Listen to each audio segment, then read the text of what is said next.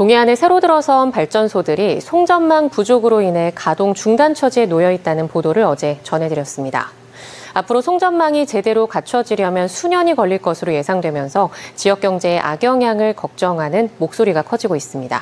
배현환 기자가 보도합니다. 강릉시 강동면에 있는 강릉 에코파워 화력 발전소입니다. 1040메가와트급 발전 설비 2기를 갖추고 지난해 5월부터 모든 발전 설비가 전기를 생산하기 시작했습니다.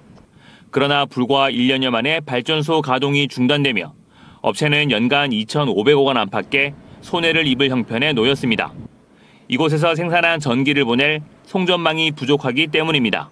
설비 규모에 따라 일부 차이는 있지만 GS 동해전력을 비롯해 삼척 블루파워, 삼척 빗드림 본부도 가동을 중단했습니다.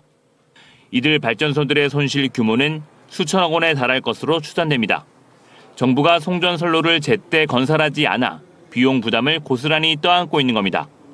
발전소 가동 중단으로 인한 용량 정상금 등의 명목으로 일부 비용이 보존되기는 하지만 사태가 장기화되면 버티기 힘들다고 하소연합니다. 내년 말쯤 되면은 이제 점점 버티기 어려운 발전사들이 나타나는 거죠. 큰 회사부터 이제 좀 넘어가는 거죠. 규모가 큰 회사일수록 더 어려운 거고, 그 다음에 이렇게 되면서 발전 업체들이 해당 지역에 내는 지역 자원 시설세도 영향을 받게 생겼습니다.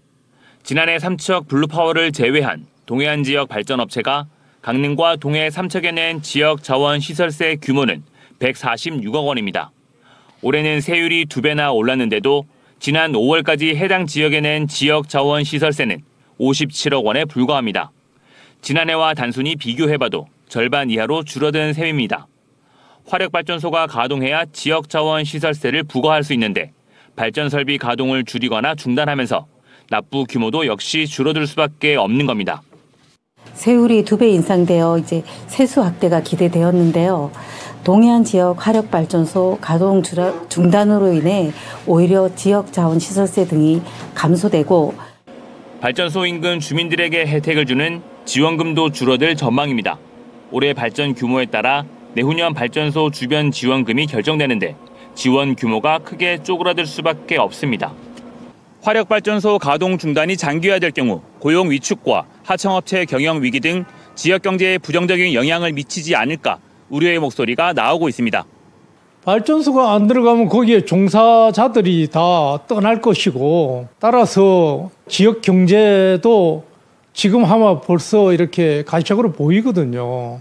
그런 현상들이 주민들이 걱정을 많이 합니다.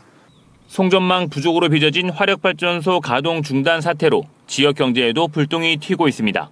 MBC 뉴스 배현환입니다.